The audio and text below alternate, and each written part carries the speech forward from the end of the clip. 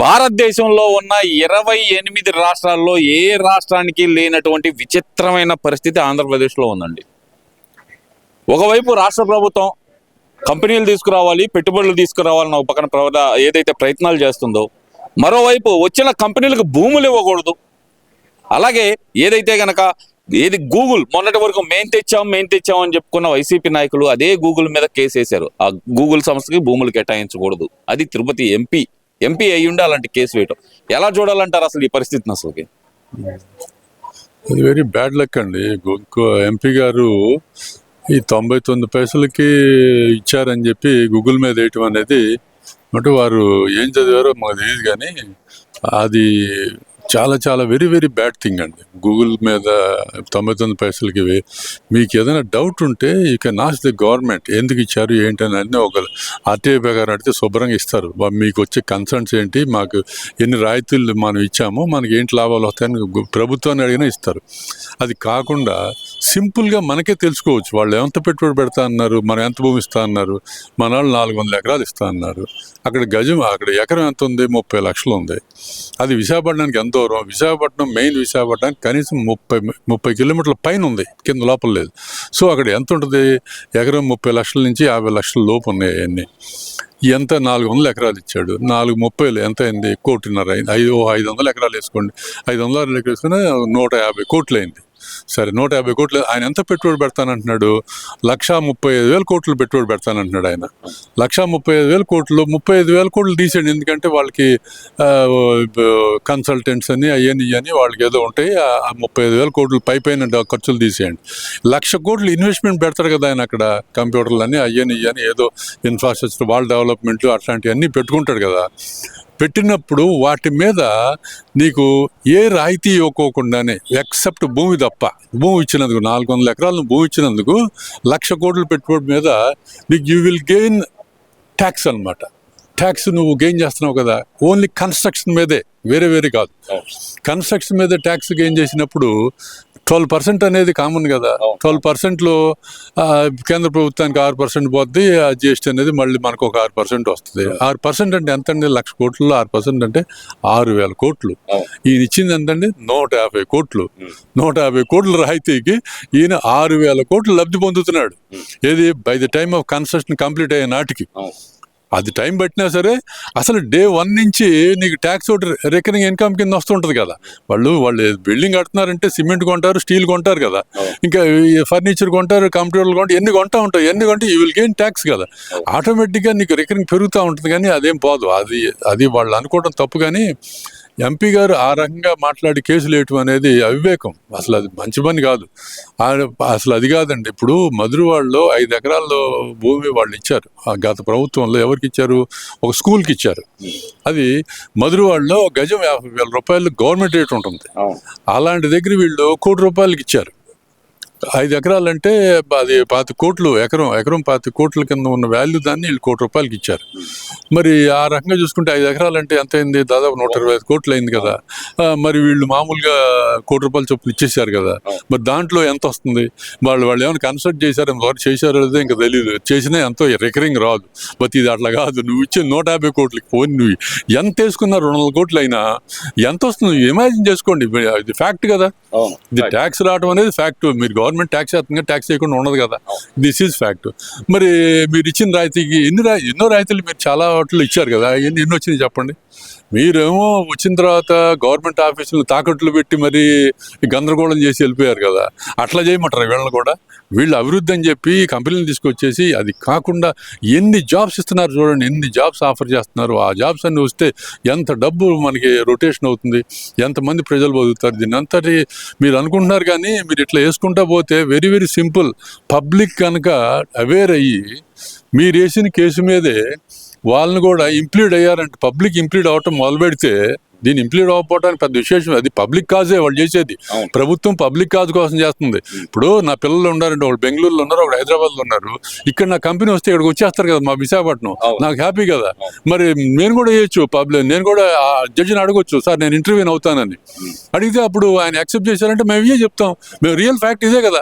మాకు మా కంపెనీ వస్తున్నట్టు ఇక్కడ ఉంటారు కదా, నా పిల్లలు ఎక్కడో ఉండటం, ఒక పేరెంట్స్ బాంధవ్యం అన్ని పోయినాయి కదా ఇప్పుడు, మరి వాళ్ళు వస్తే నాకు హ్యాపీ కదా అని చెప్పి మేము పబ్లిక్ ఇంటర్వ్యూ అవటం మొదలు పెట్టారంటే మీరు కేసులు మీరేమి చూపించలేరు. మీరు అనవసరంగా ఇట్లాంటి వేసుకుంటున్నారు. అంటే ఇక్కడ మీరు పార్లమెంట్ లో మాట్లాడేసి మాటలు చూడకుండా ఇప్పుడు బైరెడ్డి శబరి వందే మాత్రం మీద ఎక్సలెంట్ గా మాట్లాడింది ఆవిడ. మీరు ఏమైనా మాట్లాడారా?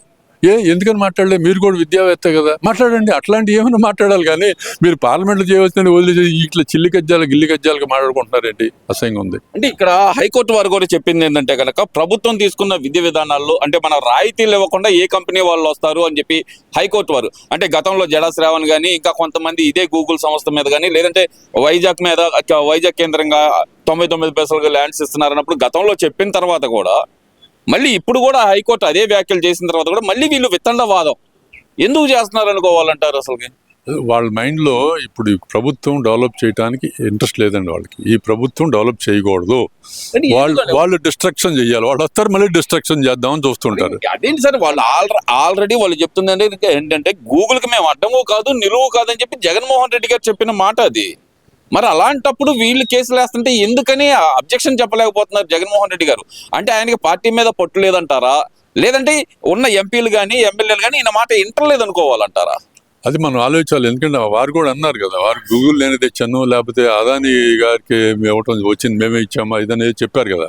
మరి అట్లాంటప్పుడు వాళ్ళు ఇలాంటి కేసులు వేయటం వాళ్ళు ఎంపీ వేసాడు, ఈయన తెలియకుండా వేయడు కదా. మరి ఈయన ధోరణి ఏంటి అనేది అర్థం చేసుకోవాలి, ప్రజలు అర్థం చేసుకోవాలి. ఈయన ఎట్లా ఎందుకు చేశాడు? ఒక పక్కన అట్లా అంటూనే మళ్ళీ కేసులు ఎందుకు అగెనిస్ట్ కేసులు ఇప్పించారు? అనవసరంగా అమరావతి ఇన్ని రోజులు ఆగిపోవడానికి కారణంగా ఆ కేసులే కదా.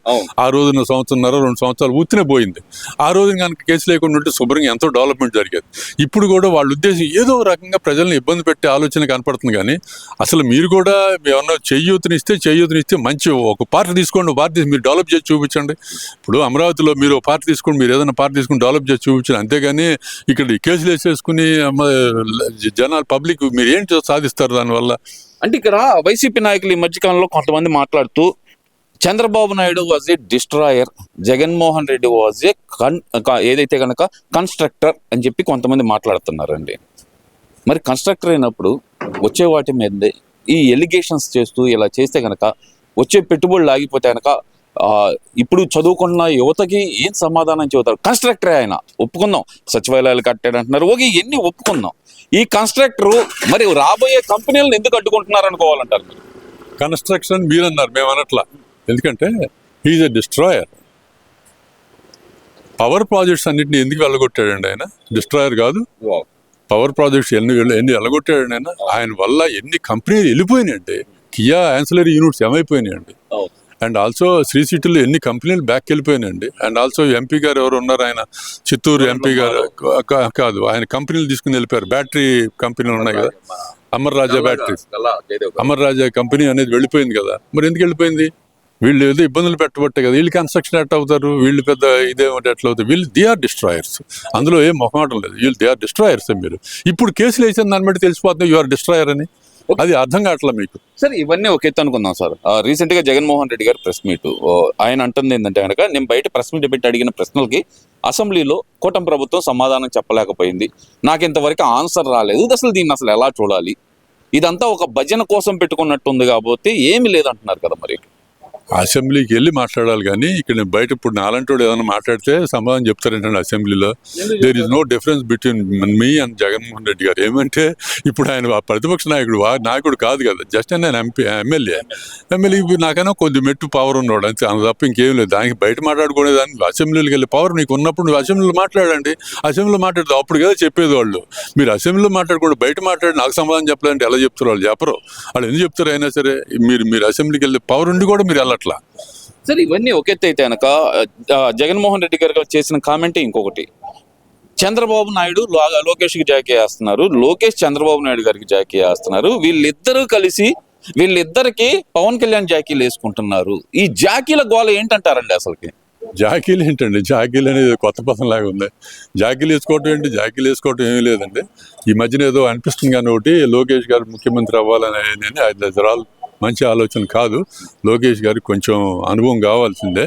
ఎందుకంటే అప్పుడు చంద్రబాబు నాయుడు గారు కూడా ఫస్ట్లో ఆయన ఎన్టీ రామారావు గారు రాకముందే ఆయన మినిస్టర్గా చేశారు. 2 ఏళ్ళు ఎంతో 3 ఏళ్ళు ఆయన మినిస్టర్గా చేశారు. ఆ తర్వాత ఎన్టీఆర్ గవర్నమెంట్ 7 సంవత్సరాలు ఆయన డైరెక్ట్గా స్వయంగా చూశారు. వెనకుని చూసినా సరే పద్ధతి అంతా, పరిపాలన అంతా చూశారు ఆయన. ఆ తర్వాత 94లో ఎన్టీఆర్ గవర్నమెంట్ వచ్చినప్పుడు కూడా ఆయన రెవెన్యూ మినిస్టర్గానే ఉన్నాడు. ఆ తర్వాత ఏదో ముఖ్యమంత్రి గారు, అంటే these are all long time, 10 ఏళ్ళు 15 ఏళ్ళు ఆయన గవర్నమెంట్ని బాగా చూశాడు. అట్లా ఇప్పుడు లోకేష్ గారు కూడా మినిస్టర్ అయ్యాడు కాబట్టి వాళ్ళు రెవెన్యూ అని ఇట్లాంటివన్నీ తెలుసుకోవాలి. ఎన్నికో టైం కావాలి. ఊరిని ఉత్తునే చంద్రబాబు గారు కాదు లోకేష్ గారు చీఫ్ మినిస్టర్ అంటాం, అది కరెక్ట్ కాదు. చీఫ్ మినిస్టర్ ఇప్పుడు ప్రస్తుతం సెట్ అంతా చాలా బాగుంది. ఉప ముఖ్యమంత్రి గారు బాగున్నారు, మినిస్టర్ గారు, ముఖ్యమంత్రి గారు బాగున్నారు, లోకేష్ గారు అన్ని పనులు చూసుకుంటున్నాడు. ఈయనకి ఎక్స్పీరియన్స్ రావాలి. ఉత్తునే ఎప్పుడే చీఫ్ మినిస్టర్ ఇస్తాం అట్లాంటి మాటలు మంచివి కాదు. కొన్ని అనుభవం అయితే కావాలి ఈయనకి. సరే, ఇంకొక క్వశ్చన్ అండి. గతంలో చూసాం, ప్రతి సంవత్సరం నేను జాబ్ క్యాలెండర్ ఇస్తానని చెప్పి జగన్మోహన్ రెడ్డి గారు చెప్పారు. అది అయితే గనక జరగలేదని చెప్పి నిరుద్యోగులంతా చెబుతున్నారు. ఇప్పుడు నారా లోకేష్ గారు కూడా అదే హామీ ఇచ్చారు. మరి డిఎస్సి కానీ, పోలీస్ రిక్రూట్మెంట్ కానీ ఇవన్నీ జరిగిపోయినాయి. మళ్ళీ ఉగాదికి మళ్ళీ ఒక 10,000 ఉద్యోగాలతోటి, దాంట్లో ఒక 3,500 చిల్లర డిఎస్సి అంటే టీచర్ పోస్టులతోటి మళ్ళీ నేను జాబ్ నోటిఫికేషన్ ఇస్తున్నానంటూ ఏం చెప్పటం ఎలా చూడాలంటారు? 20 లక్షల ఉద్యోగాల కల్పనలో భాగంగా మేము ముందుకు వెళ్తున్నాం అన్నట్టు ప్రభుత్వ ఉద్యోగాల్లో కూడా ఒక రికార్డు స్థాయిలో దూచుకెళ్లే భాగం అనుకోవచ్చు అంటారా ఇది? తప్పకుండా అనుకోవాలి. ఎందుకంటే ఆయన రాగానే జాబ్ క్యాలెండర్ ఇచ్చినా సరే మన 16,000 ఉద్యోగాలు ఆయన భర్తీ చేశారు కదా, ఉపాధ్యాయ ఉద్యోగాలని. అది పోలీసు దాదాపు 7,000 ఎంతో చేశారు. అది కాకుండా ఎక్కడికక్కడే సెమినార్స్ అన్నీ పెట్టేసేసి లోకల్ ఉద్యోగాలు కూడా వాళ్ళకి ఇప్పించే ప్రయత్నం చాలా మటుకు చేశారు. ప్రతి దాంట్లో మంగళగిరిలో అప్పుడెప్పుడో పెట్టారు. అంటే చిన్న హాస్పిటల్స్, ఇంకా లోకల్ కంపెనీస్ ఉంటాయి కదా, ఏదో ఒక ఆసరా వాళ్ళ పిల్లలకి ఏదో ఒక ఆసరా ఉండటం కోసం అని చెప్పి అట్లా అన్ని నియోజకవర్గాల్లో కూడా చేయడం జరిగింది. చాలా మంది నియోజకవర్గాల్లో చేశారు అట్లా. అది కాకుండా ఇప్పుడు రేపొద్దున పండగ ఉగాదికి 10,000 ఉద్యోగాలు ఇస్తానంటున్నారు కదా ఎట్టి ఆయన. అందులో 3,000 ఉన్నట్టు మీరు చెప్పినట్టు ఉపాధ్యాయ ఉద్యోగాలు కూడా ఇస్తానంటున్నారు. ఈయన కమిటెడ్ పర్సన్ అండి, they are not committed people. ఆయన డిఎస్సి రిలీజ్ చేశానని చెప్పి 3 ఏళ్ళు కాలం గడిపి వెళ్ళిపోయారు తప్ప ఆయన ఏం చేయలేకపోయారు కదా.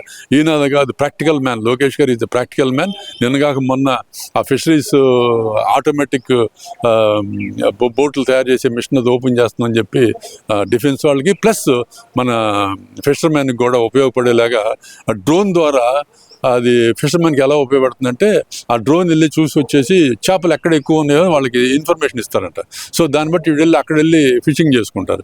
అది కూడా వీళ్ళకి ఉపయోగకరం. అండ్ అపార్ట్ ఫ్రమ్ దట్ ఈ మత్స్యకారుల కుటుంబాలకి చాలా మందికి 1000 మంది దాకా వాళ్ళకి ఉద్యోగాలు ఇస్తారంట. ఈ కొత్తగా పెట్టిన కంపెనీల్లో ఆటోమేటిక్ షిప్పింగ్ యార్డ్ ఏదో పెడుతున్నారు కదా, దానికి ఓపెన్ కూడా చేశారు, శంకుస్థాపన కూడా చేసినట్టున్నారు. వేమిరెడ్డి ప్రభాకర్ రెడ్డి గారు కూడా చెప్పారు కదా, ఆయన కూడా 1000 ఉద్యోగాలు దాదాపు వస్తాయని. అది వీళ్ళు కమిట్మెంట్ పీపుల్ అండి, కమిటెడ్ పీపుల్. వీళ్ళు చేస్తారు, వీళ్ళు చేయగలరు, 100% పక్కాగా చేస్తారు.